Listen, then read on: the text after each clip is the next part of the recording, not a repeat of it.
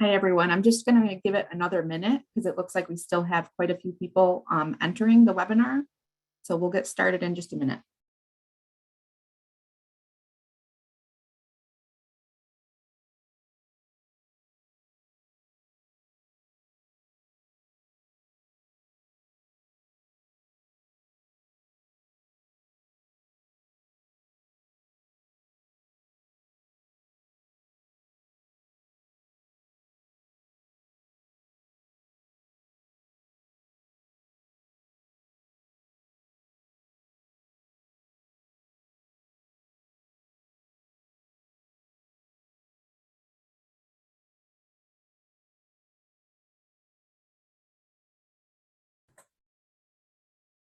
All right, it's 10:01. So let's go ahead and get started.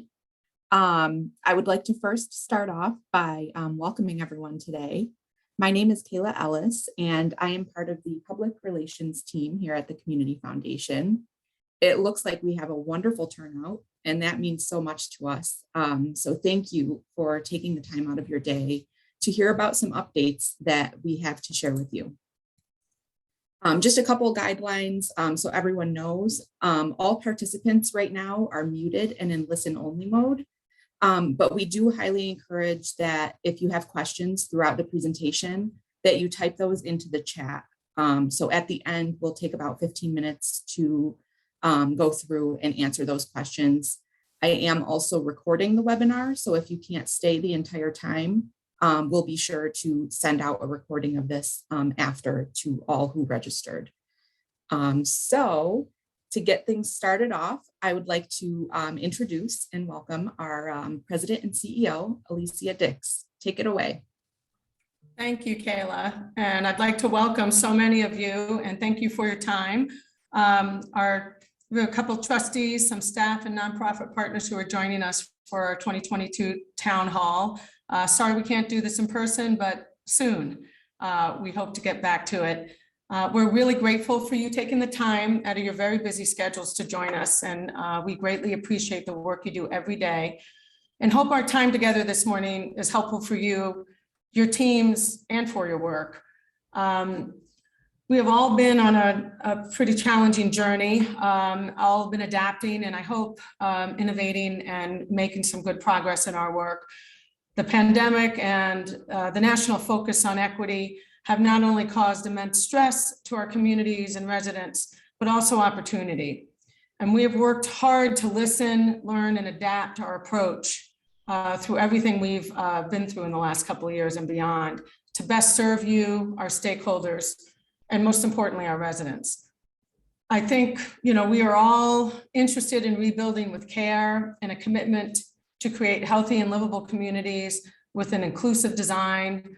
We're all interested in creating a sense of belonging for those we serve with a better system approach and increased opportunity and resilience.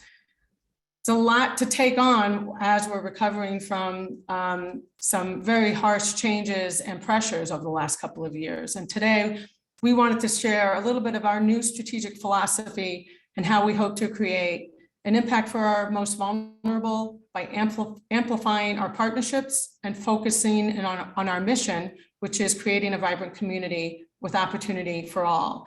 And those amplified partnerships are really with our nonprofit partners and helping you meet your needs, meet your missions, and do better. We will share news on some 2022 funding opportunities, as well as a new platform to share that will help you attract potentially new donors with our Mohawk Valley Gives Day in September. And finally, we're going to be reviewing some nonprofit training opportunities that we hope will help you and your boards enhance the work that you do every day. But first, I want to introduce our team. Hopefully you'll get to know Olivia and Joe as a member of your extended family. We want to be here to support our community with great engagement. I do want to take a moment to ask you to join me in thanking Morgan Milnecki and Lindsay Costello for their dedicated service to the work of our foundation. They have both decided to move on from the Community Foundation, and we're wishing them every success. We will miss working with them very much, but today we are introducing and celebrating Joe Wicks and Olivia Paul. Many of you may already have been working with them. Olivia's been with us for almost a year and Joe almost 5. But we're thrilled to have them and have them take the helm and lead our collaborative work with all of our nonprofit partners and beyond. So without further ado, Olivia, please lead us forward. Thank you, Alicia. Good morning, everyone. As you are well aware, the pandemic has created many challenges and impacted the way we interact and conduct business. The Community Foundation is happy to be able to adjust and move forward.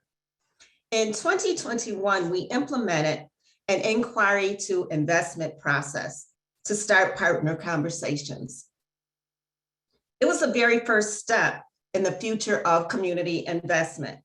And we recognize not all projects and programs are alike, and that is why this process was great and allowed us to engage with our partners to learn more about their programs and projects and ways we could assist, and not just financially.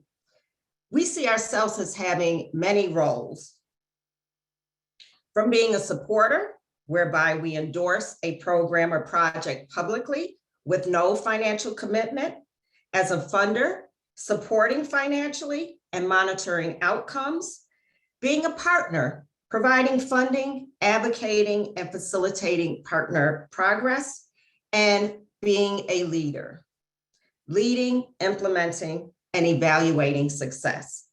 So one of the main points I want to make on this slide is that in 2021, the Community Foundation funneled more than $10 million into the community, which represents more than 875 grants and 140 scholarships that stretched across our various initiatives and funding streams. So let's talk about 2022. Our vision for 2022 is to continue building what we call epic partnerships with our nonprofit partners and donors to help create opportunity for all. Moving forward, we will use Unicorns Unite as a reminder and framework as our strategy evolves in the coming year and beyond. Unicorns Unite is a book that uses light-hearted illustrations to make thought-provoking points. The authors represent both nonprofit organizations and foundation perspectives, with focus on the positive and negative attitudes of each. The book is just one element of the research and engagement that we've done to develop this 2022 community investment strategy.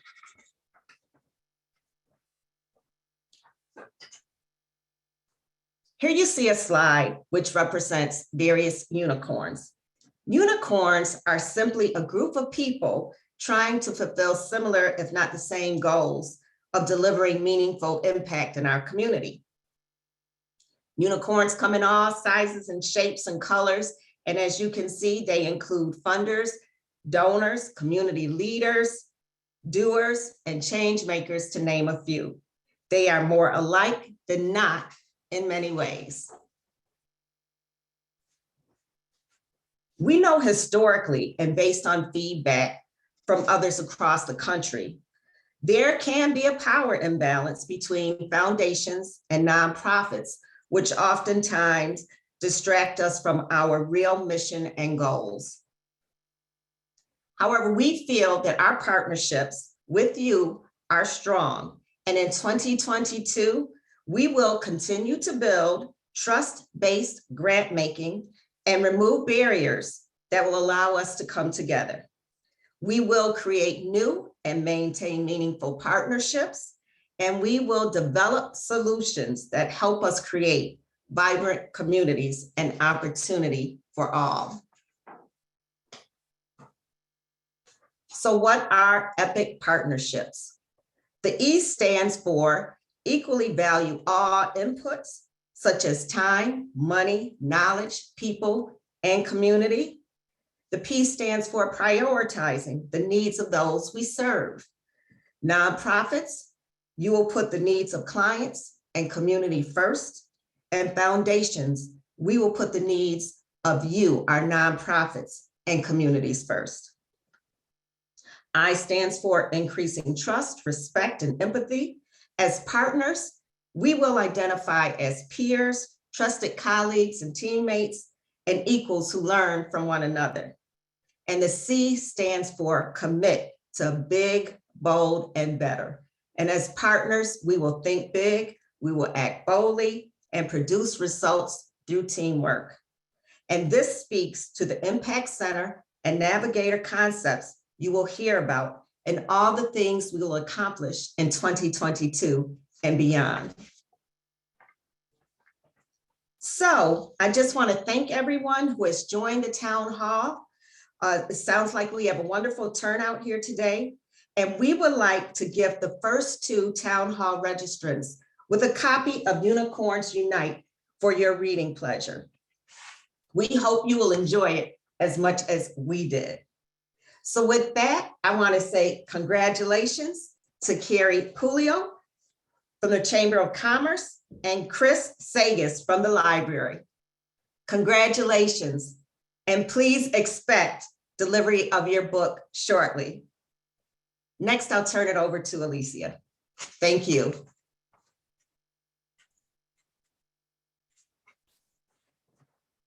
Thank you, Olivia.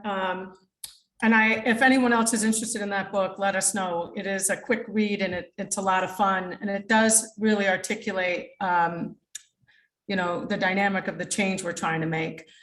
We really feel it's our imperative to seek and invest in solution-based initiatives for those we serve in our 2 counties. And nothing great comes from playing it safe. And an organization that was once very risk adverse, we are now making some big and bold decisions. We're taking leaps forward to help our community thrive and meet the high demands of need. We have many big initiatives that you may be aware of or may be new to you that have big funding commitments. Again, not our traditional grant-making role. These are new ways of investing through our partners, with our partners, whether leading or partnering or counseling. We're anticipating much more of these larger scale commitments and investment opportunities that are all board approved. Obviously, we've been at the LED initiative for almost 7 years now. We just made the 10-year, $10 million commitment towards equity. And that's an initial investment. And it doesn't mean that dollar for dollar, we're going to be putting towards equity. It means that we're going to incorporate equity in all we do and hope to leverage, as we did with LED, our $10 million 10-year commitment and bring more emphasis to the work across our 2 counties. Workforce is another big opportunity for opening doors for vulnerable populations that typically don't get career opportunities into the new economy, for example. Community planning and neighborhood revitalization are also very important to a thriving community. And how do we help our communities plan better, prepare better, and invest best in the best, most practical way for the best results? A lot of these efforts and initiatives overlap. We don't look at them as silos or linear. They're all collaborative and integrated approaches to creating, again, vibrant communities with opportunity for all. But also, they offer many opportunities for all our nonprofits and stakeholders to participate, benefit, and partner. There are many ways for us to building our partnerships through these initiatives. For example, the Impact Center model that we're going to talk about in a moment could have many of your programming efforts deployed in those centers. So there are many ways for us to continue to partner and build collaborative models. And we'll still be a traditional funder to an extent. So we'll talk about that in a moment too. But with these large initiatives, you know, one of the comments I keep hearing is, well, you know, we can't do everything, right? We have to be strategically focused, but our focus is adaptive. And there are many ways for us to continue to support and partner with each of you on your individual, and then hopefully more so on your collaborative efforts to tackle some of the issues we have in our communities. One of our most important initiatives is our neighborhood revitalization and impact center model that we've been working on for the full 7 years that I've been here. So Joe, if you'd like to lead us in our discussion next, welcome Joe Wicks. Thank you. Thanks, Alicia. And thank you to all our partners who are able to attend today. I know many of you, and for those who I have not met yet, I look forward to meeting you in the very near future. Neighborhood revitalization is one of our main board-approved strategic initiatives. It's so crucial to the success of programs and services that you, our nonprofit organizations, provide to the residents of Herkimer and Oneida counties. We know that we are building together to create opportunity for all. Our goal is to make the largest impact possible with targeting populations in need and coming alongside our partners to meet goals of our mission. Much of our focus area has been in the Cornhill neighborhood in Utica with our Impact Center project on West Street. We have been working on that project for many years and will very soon be taking next steps with our partners in the weeks ahead. We know that there are many opportunities for partnerships with all of you as we move forward with this innovative concept. In addition, we continue to work with our partners such as Mohawk, Johnson Park, and others in the neighborhood. Also, you may have heard about our community development project in Herkimer County. This county-wide planning effort has focused on connectivity and collaboration and has brought many great projects to the forefront. The new plan has been a catalyst for the next steps in the county and soon to be announced exciting news regarding Herkimer. We've been working closely with the Youth and Family Center in Little Falls and continue to support organizations like this in order to meet the needs of our neighbors and residents and community members. There are other great projects that contribute to neighborhood revitalization throughout the area as well, including those in Old Forge, Camden, and Verona Beach. We plan to continue to reach out and work with all of our nonprofit partners, especially those that are contributing to neighborhood revitalization. Thanks again for your time today. And a reminder, any questions that you might have, please put them in the chat. Olivia? Yes, I'd like to briefly touch on donor engagement. This year, you'll find that we will ramp up the two-way connection between community and nonprofit needs with the goals of our donors and fund holders. We do plan to launch a nonprofit wish list so donors and fund holders can support current and future needs. And information on this initiative will be provided in the near future. So let's talk about 2022 funding opportunities. Here's a look at our evolving schedule. We are pleased to announce a few traditional grant rounds this year. Currently, applications are being accepted for a library grant for up to $2,500. Awards will be announced and distributed in March. There will be another general grant round that will be open to all our nonprofits that will be open up on March 1st for up to $10,000. Awards will be announced and distributed in May. In the second quarter, we do plan on connecting with you via a nonprofit needs assessment to better understand your mission and needs. And ultimately, the information will allow us to connect you to resources and help build partnerships and create solutions. The Hero Fund grant will be available to benefit the education, training, life-saving equipment, and mental health needs of first responders.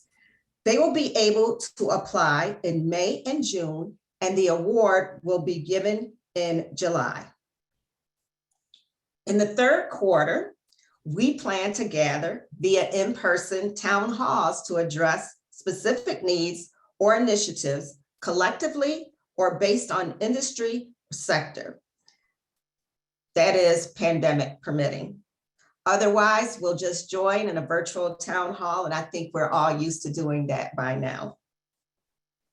There will be a second general grant round that will be available in the third quarter as well, and details will be communicated in the near future. In quarter four, we will use this time to assess and announce our 2022 outcomes and prepare for 2023. So just please keep in mind the grants noted here are what you might consider traditional grants. And we understand that you might have some larger initiatives you might be interested in pursuing. So please feel free to give us a call to start a conversation. Lastly, we will be sure to communicate any changes along the way and ask that you visit our website at www.foundationhoc.org/apply to review all funding opportunities. Thanks for listening, and I will turn things back over to Alicia. Thank you. Last word here on the bottom line. You know, if you've been following along with some of the narrative, we're really trying to rise to this moment of opportunity with all we've learned and all we've experienced, and do what matters most with equity, agility, rigor, and strategic structure. You know, there's a cost to doing good, and it takes a focused and strategic approach. And now more than ever, we need to support each other, and we need to together be as productive and as efficient as ever. We do have some exciting changes this year, and we'll continue to go on this path of investing for some larger scale projects and initiatives, and also continue to invest, as Olivia shared, on the traditional grant making role, and also continue to partner with our 400+ donor funds that we have available, and make sure that we're utilizing every resource possible to support our community partners. The other initiative and bottom line here is, how do we start to really leverage some of our investments as a community and bring in more outside dollars from other endowments, national endowments, federal and state funds, and optimize those opportunities to bring more resources to those we serve. So a lot more down the pike, but the baseline is there's a lot of changes, and we're really encouraged by some of the outcomes already in our initiative work, and are looking forward with what's to come next.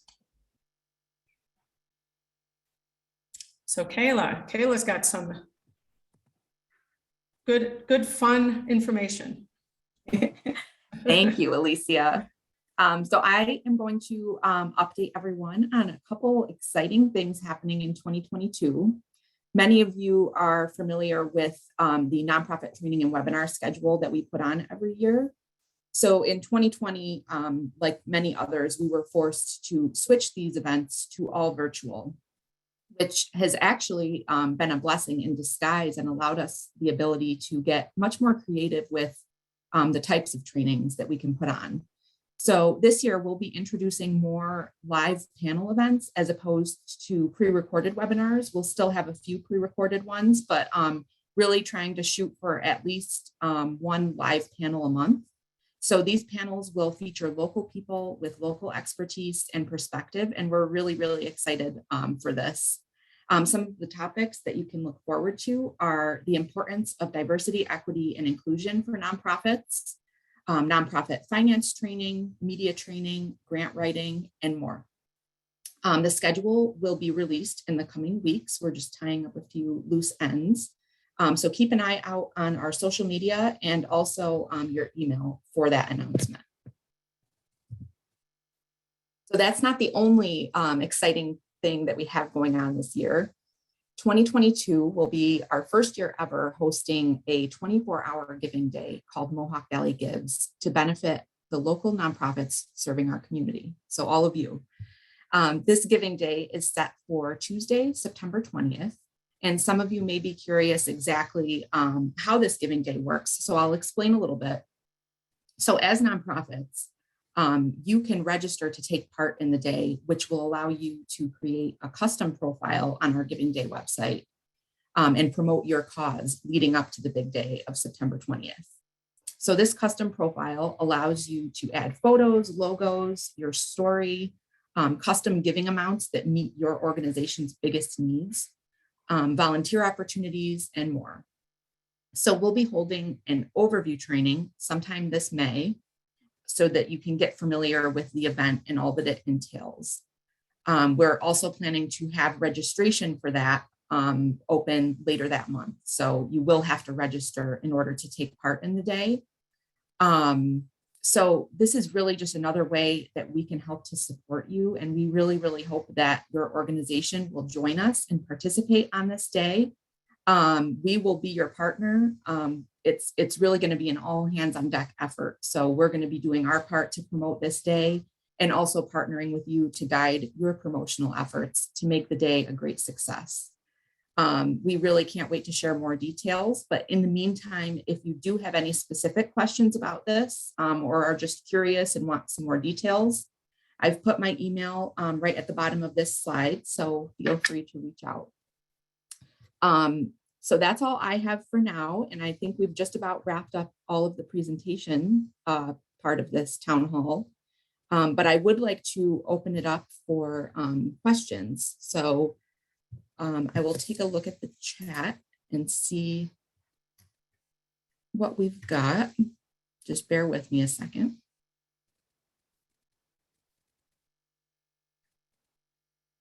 Let's see.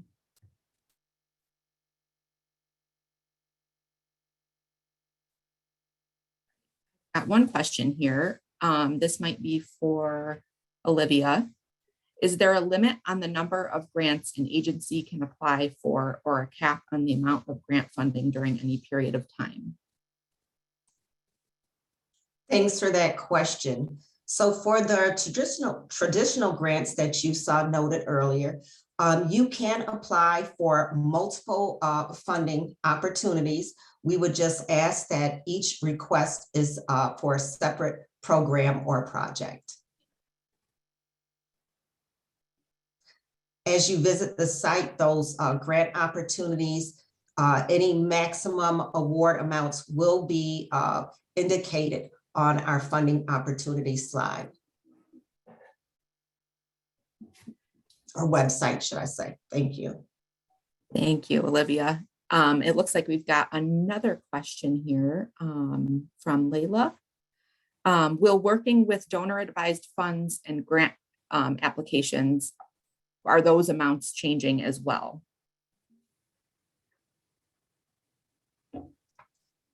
As we mentioned, we are going to be ramping up the communication and connection between our donors to ensure that not only are we fulfilling their needs, but they are also taking into consideration the needs of our nonprofit partners. So we will continue those discussions with our donors and connect you to ensure that your needs are met. And I'll just add to that, the funding limits that we're talking about on our first grant round would not apply to the donor advised fund. They are all individualized. So some will be doing more or less. What we're trying to do is make sure we engage with all of our fund holders to make sure they're active and responsive to your needs. We've got a nice comment here from Heather that I'll just read aloud. I really appreciate the open dialogues I have had with individuals from the Community Foundation over the past year and a half about initiatives, impacts, and goals, both directly with individuals and also via the webinars. So thank you, Heather. Let's see.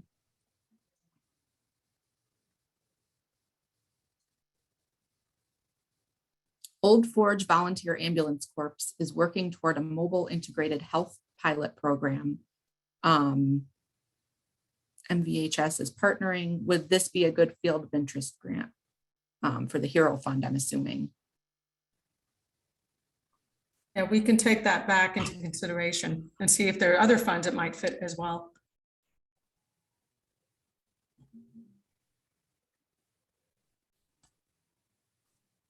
How does the Community Foundation define collaboration with regards to grants? Can collaboration mean the grant makes an impact beyond the confines of the nonprofit?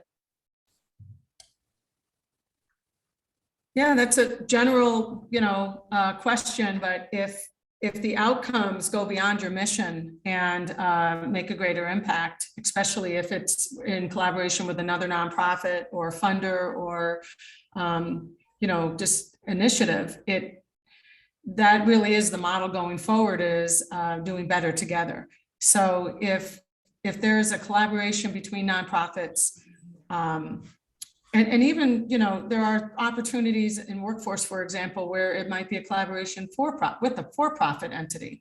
There are many different ways to build that collaboration so that we're leveraging the opportunities for resources, not just dollars. So I think we're really open to, not putting parameters on what collaboration means, but if there's something that is built in partnership for a greater outcome, we're going to be very interested in supporting that as best we can. Here's a good question from Jeff Katz. At the Community Foundation of Otsego County, we've been thinking of our own standalone giving day. What made you decide to start your own as opposed to being a part of the regular annual November Giving Tuesday? Want to answer that, Kayla? Yeah, sure. So Giving Tuesday for us has always really been about directing. It's not, the focus has never really been on the Community Foundation. It's always been more outward facing and saying, support your favorite nonprofit on this day. And as the Community Foundation, I think having our own standalone giving day like this makes a lot of sense. This is our role. This is what we're here for. And just another way that we can really step up and be able to provide for our nonprofits. It's a very unique avenue. It's something that I think if we could have done a few years ago, we would have started. So we are extremely excited and hope that, I don't know if I mentioned this or not, but we are planning to do this moving into our 75th anniversary. So it's not just going to be like a one and done type thing. And we hope that over the next few years, it will really grow. So if you do have any questions, I would be happy to meet with you and share our experience after our first year doing this. Let's see, where will this presentation be available in order to share with others that would find it helpful? So as I mentioned, this webinar will be recorded. And when we send the email with the recording, I can also include a copy of the slide deck.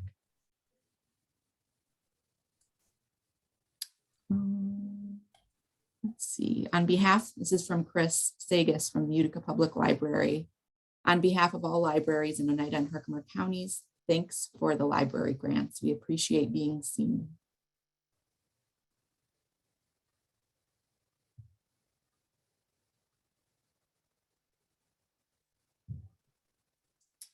Okay, let's see. It looks like this one. Talk a little bit about your fundraising over the past few years. Looks like the community has really stepped up.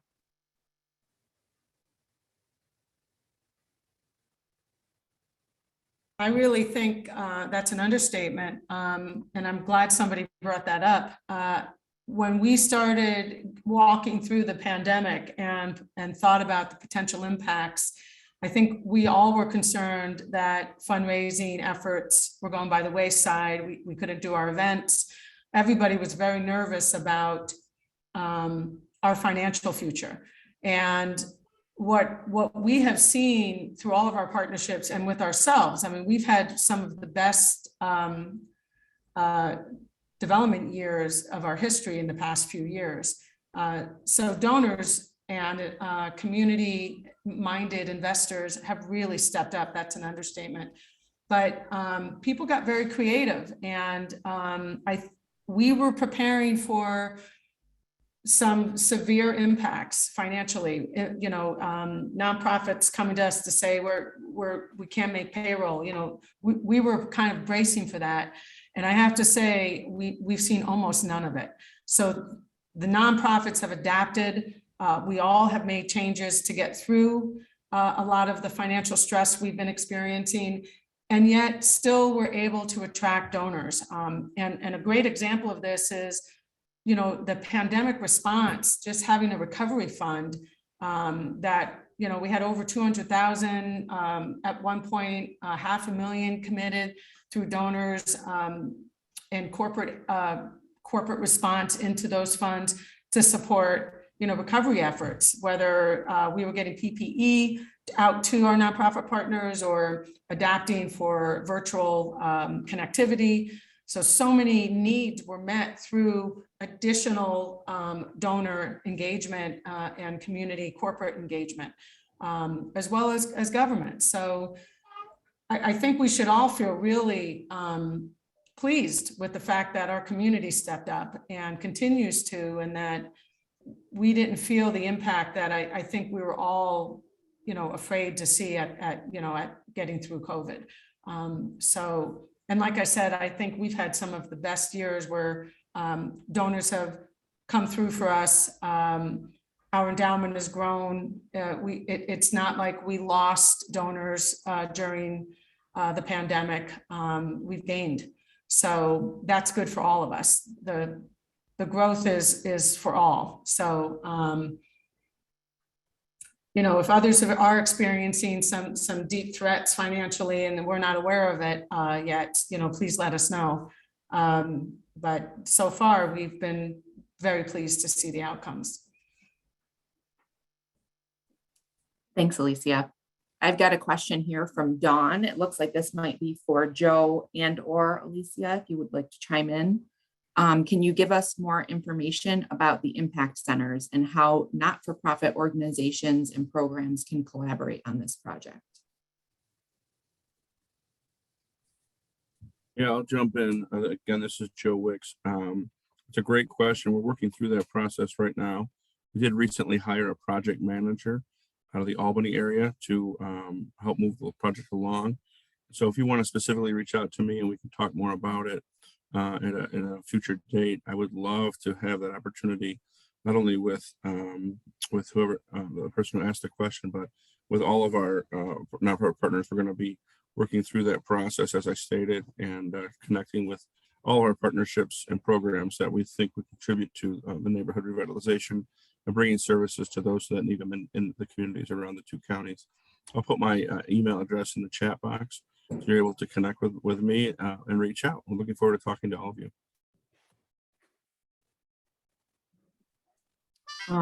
Olivia or Joe, from a question from Laura Cohen.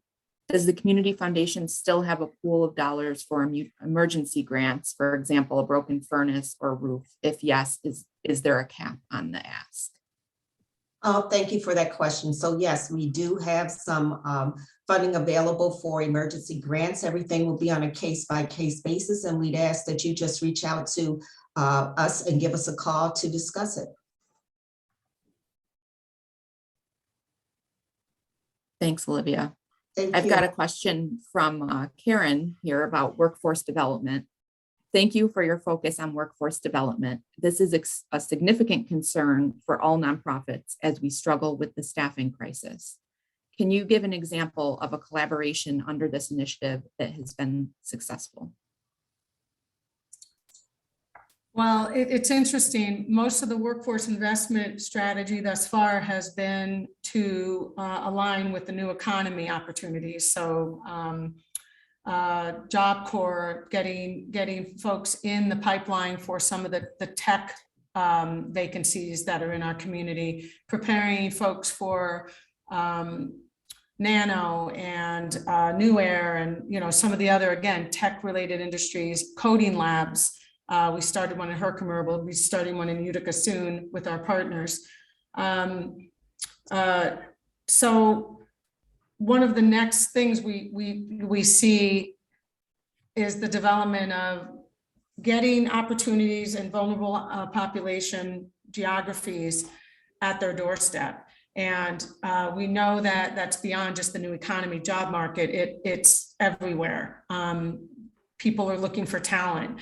We've made some investments with MVCC, with the Center for Leadership Excellence, and trying to cultivate the next gen leaders and helping residents and youth and young professionals get connected in our community and start building some capacity for knowing about jobs, knowing about opportunity, not just serving on boards, but also careers, and spreading that word and getting more engaged.